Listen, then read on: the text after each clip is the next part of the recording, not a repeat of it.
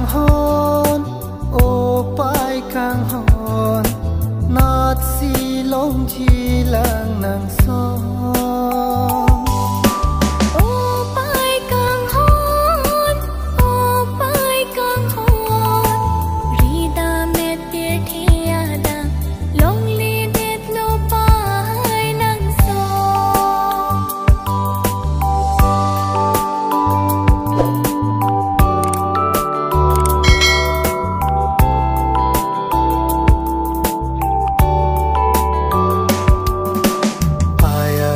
Kanghon ke the jang su phan ching hon pe me ning ding ning jon pen kai ke pe jo bet sung boy an ke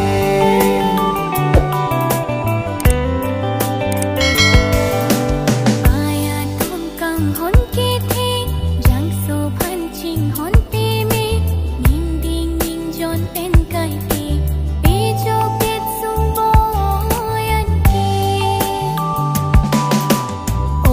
pai Kanghon, ô pai Kanghon, nát si long chi lang nang song. Ô pai Kanghon, rida me tir thia dang, long li det lo pai nang song.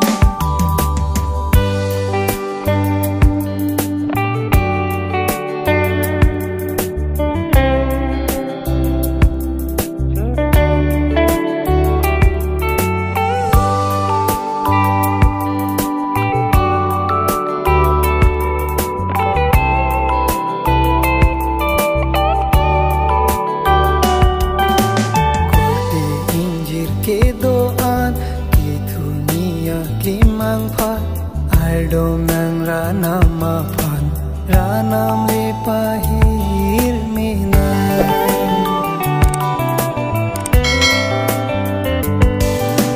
party jikli ke do an ki thur mia ki mang phar ar dom nang ra nama phan ra nam le pa hir me na